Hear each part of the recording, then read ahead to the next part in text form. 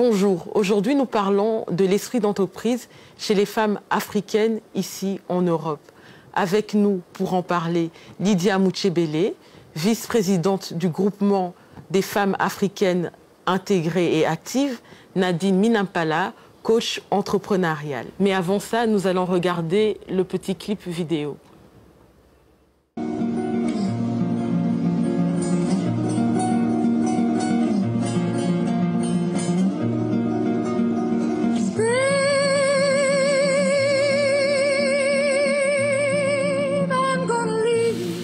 Qui a commencé il y a à peu près 3 ans, en fait, autour d'un petit café, d'une table.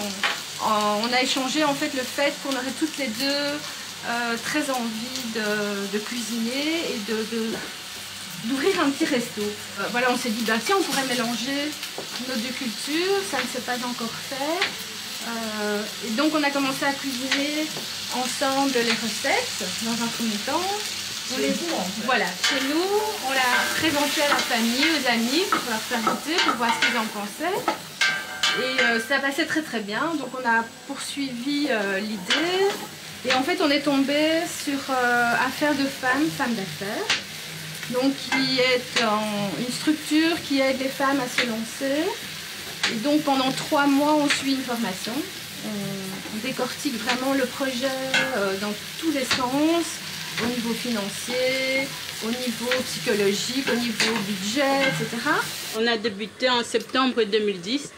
Donc, comme l'a dit Françoise, en répondant à un appel d'offres ici à la Maison des Femmes. Et la Maison des Femmes a ouvert 1 an avant et nous, on est arrivés donc 1 an plus tard, en 2010. Et donc, voilà, on est content d'être là et on espère continuer, parce que voilà.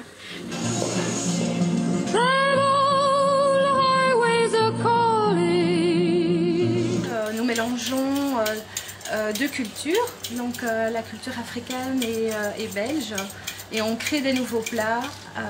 Voilà, comme Fatouma est africaine, moi belge, on mélange les 2 cultures et puis on fait des quiches au poulet yassa, au poulet cacahuète, voilà. Et on joue beaucoup sur les saveurs.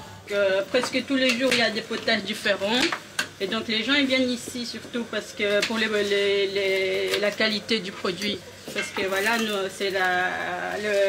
on vit dans une époque où les gens cherchent quand même de bien manger à midi malgré tout.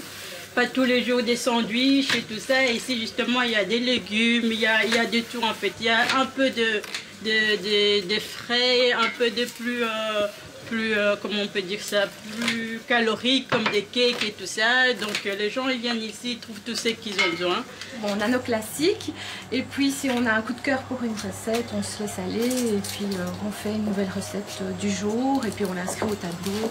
Voilà, comme ça les clients ont aussi des surprises. Voilà. C'est un potage, mais c'est jamais un potage basique, on rajoute toujours une couche, une épice. J'apprécie beaucoup le reportage que vous avez montré parce que on voit, enfin, il y a tous les ingrédients qui sont vraiment nécessaires au développement d'un projet. Bon, déjà, ce sont des femmes. Ensuite, on voit que c'est une idée qui a germé pendant un certain laps de temps. Elles ont épinglé des compétences qu'elles avaient, des savoir-faire. Donc, il y a de la créativité. Et donc, ce sont vraiment ces éléments-là qui permettent aujourd'hui de pouvoir développer quelque chose. En tout cas, qui permet à des femmes, quel que soit leur parcours migratoire, de réaliser qu'elles peuvent développer quelque chose, qu'elles peuvent devenir autonomes. Donc, au-delà des qualifications, que les qualifications soient moindres ou que les qualifications soient élevées, les femmes aujourd'hui, migrantes, veulent devenir plus autonomes et donc essayent vraiment de mettre leur savoir-faire au service d'un projet entrepreneurial. Et dans le cadre des activités que je réalise au sein de la commune d'Ixelles, pour le projet Start Création et aussi pour la coopérative d'activité Job Yourself, j'accompagne des femmes migrantes aussi dans un parcours, un processus où elles vont développer leur entreprise. Et les femmes justement d'origine africaine, ont-elles, est-ce que vous pouvez parler d'un constat au niveau de l'évolution? Elles sont de plus en plus dans le secteur, dans l'esprit d'entreprise ou justement pour vous le constat est que c'est stable? J'ai envie de dire qu'elles ont toujours été dans l'esprit d'entreprise, Mais effectivement, il y a une évolution puisqu'aujourd'hui, il y a une reconnaissance. Il faut savoir que il y a 30 ans, il y a 40 ans, les femmes africaines, quand elles arrivaient en Europe, bien, elles suivaient leur mari. Donc il y avait déjà un esprit de dépendance et donc ça les cantonnait aussi à un certain isolement parce qu'elles devaient se charger des enfants et puis souvent le fait de pouvoir, le mari qui devait obtenir des papiers, c'était sur lui qu'était centré finalement tout l'enjeu pour pouvoir rester dans le pays d'accueil. Donc ça a toujours cantonné finalement la femme africaine dans un rôle où elle n'était pas visible. Or, aujourd'hui, on voit vraiment et clairement une évolution parce que la femme veut s'en sortir et donc elle connaît des circuits associatifs.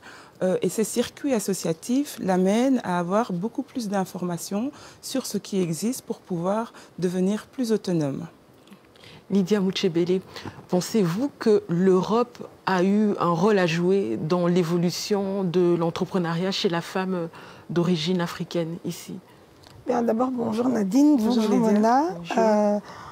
Merci pour cette question. Je pense que l'Europe a contribué d'abord à un changement de mentalité chez la femme africaine.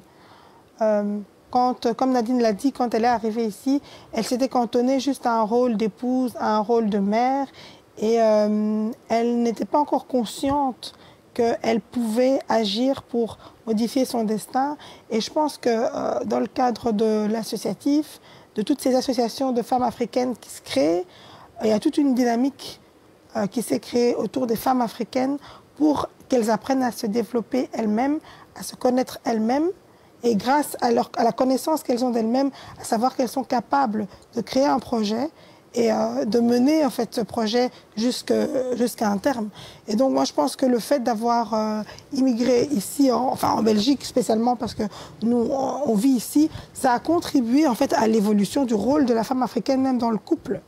Parce que dans beaucoup de couples, il y a eu un renversement de tendance. C'est la femme qui entreprend, c'est la femme qui est en entreprise, c'est la femme qui travaille, alors que l'homme se cantonne à parler politique, développement du pays. L'homme fait de la politique de salon, mais c'est la femme qui développe vraiment la famille, quoi. Et vous pouvez un peu nous parler de votre association et de vos activités? Voilà, en fait, je suis vice-présidente d'une ASBL qui existe depuis 2008, le groupement des femmes africaines intégrées et actives. Pourquoi est-ce qu'on a créé cette association? C'était dans cette volonté tout justement de vouloir montrer une autre image de la femme africaine. On s'est rendu compte que beaucoup de gens cantonnaient la femme africaine dans poulet moimbe, etc., la bonne babysitter, alors qu'il y avait des femmes très compétentes, il y a des femmes qui ont beaucoup de talent, il y a des femmes qui ont beaucoup d'ambition. Et on s'est retrouvé donc une catégorie de femmes, la présidente par exemple, qui est haute fonctionnaire dans les écoles européennes. Moi-même, je suis en politique. D'autres qui sont managers dans des entreprises.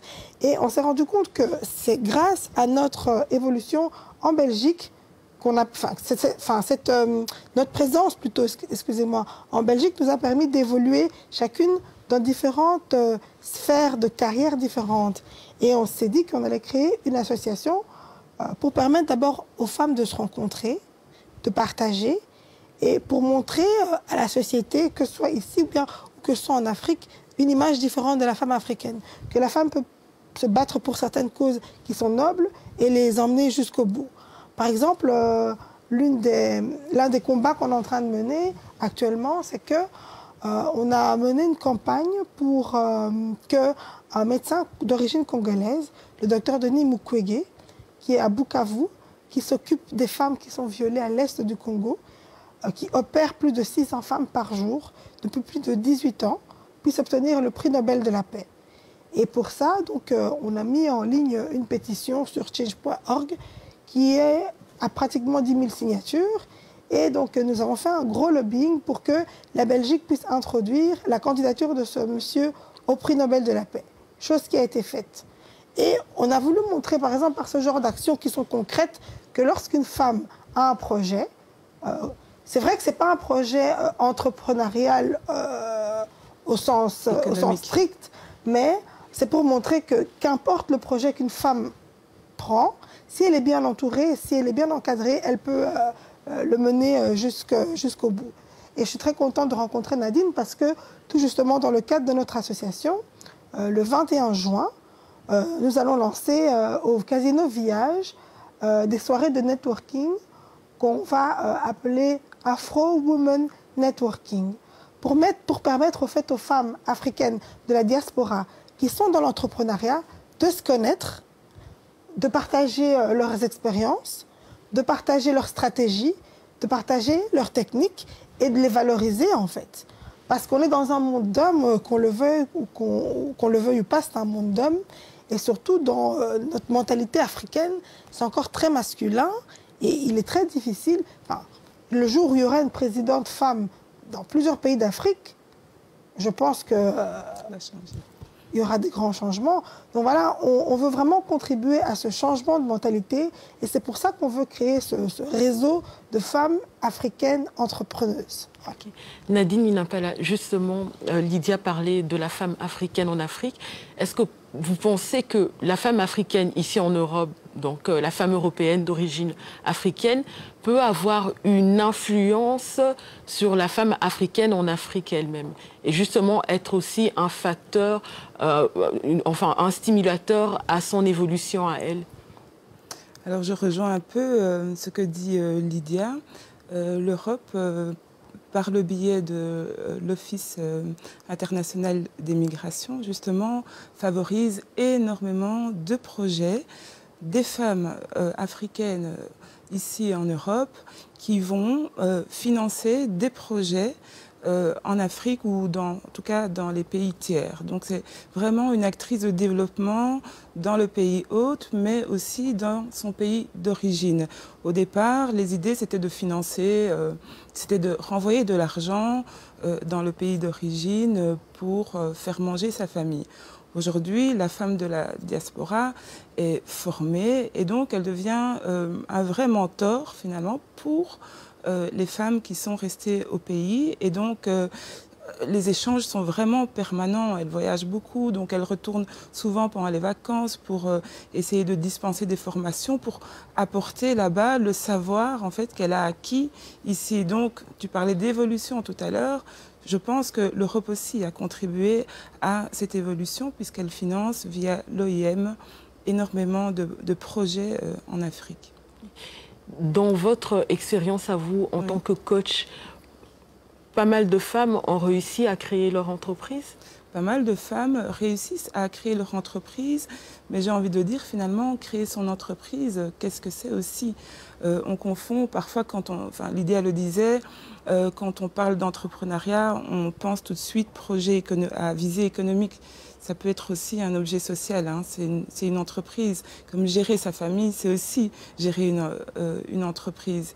Donc moi, je pense que la femme africaine aujourd'hui est quelqu'un réellement qui a des idées, qui a de la créativité. Donc quand elles arrivent dans mon bureau, elles sont parfois un peu timides parce que c'est pas toujours ancré dans nos mentalités d'exposer finalement nos compétences. Et puis parfois, on est aussi un peu cantonné dans le métier qu'on a choisi. Donc moi, j'ai reçu dernièrement une dame qui est prof de mathématiques à la base, mais dont le diplôme n'a pas été reconnu ici en Belgique, et donc qui se demandait un peu ce qu'elle pouvait faire. Dans le cadre de l'accompagnement, on essaie un peu d'épingler ses forces et ses faiblesses.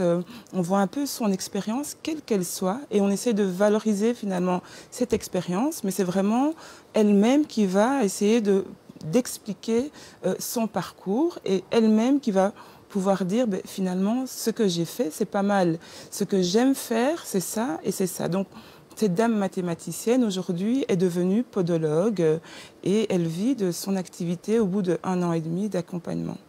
Okay. Lydia Muchebele, pensez-vous justement, on a parlé de la problématique des formations, des diplômes, est-ce que vous pensez que ça peut être aussi un frein au niveau de l'esprit d'entreprise? Mais selon moi, j'ai travaillé pendant plusieurs années, je suis juriste, au département à la communauté française au niveau des équivalences.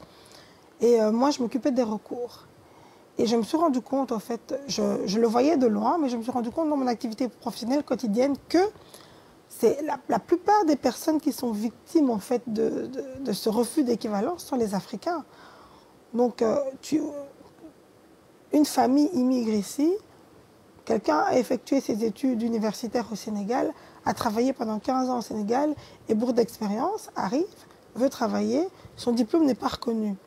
Donc, c'est un retour en arrière. Il faut d'autres perspectives, il faut d'autres motivations. Donc, c'est un frein à l'entrepreneuriat parce que ce n'est pas évident d'abord d'immigrer, de se retrouver dans un pays occidental avec des mentalités qu'on ne connaît pas, et puis le diplôme n'est pas reconnu. Il faut retourner à l'école, il faut refaire une équivalence et refaire un nouveau projet de vie et un nouveau projet de société. Et c'est vrai que c'est très important d'avoir des femmes comme Nadine qui encadrent, qui guident, qui aiguillonnent, parce que quelque part, au niveau en tout cas des pouvoirs publics belges, il y a une carence. Quand vous arrivez en communauté française, on vous dit juste, voilà, votre diplôme n'est pas reconnu. Il faut faire une équivalence, allez à l'ULB, allez à l'UCL, suivez un programme d'équivalence. Et puis après. Donc quelque part, les personnes sont un peu abandonnées dans la rue et il faut quand même un suivi, il faut un accompagnement. Et jusqu'à présent, le pouvoir public n'a pas encore prévu cet accompagnement. Et c'est des initiatives privées et personnelles comme celle de Nadine que j'encourage et que je trouve que c'est formidable parce que ça permet à des personnes en fait, de se réorienter correctement et d'avoir un projet de vie correct et qui portera du succès. Et si c'est des femmes, c'est encore mieux. Nadine, vous êtes maman de 2 enfants. Par rapport à votre expérience, est-ce que vous pensez que justement la famille, les enfants peuvent être un frein à l'esprit d'entreprise? Je pense que c'est un vrai stimulant parce que c'est au départ, en tant que maman, c'est aussi pour mes enfants que je le fais. Donc si je veux me réaliser professionnellement, si je veux vraiment challenger dans la vie, c'est quand je regarde mes enfants. J'ai envie aussi qu'ils aient un modèle, un bel exemple à suivre. Je leur parle de mon métier, je les encourage vraiment à devenir ce qu'ils ont réellement envie d'être.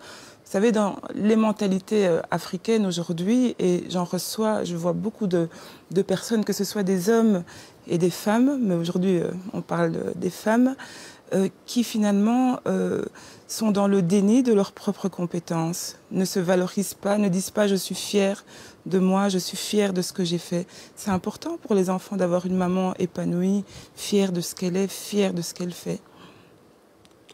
Lydia, justement, en parlant de la femme dans l'entrepreneuriat, pour vous, l'intégration, et si on parle d'intégration avec entrepreneuriat, que pourrez-vous donner comme constat?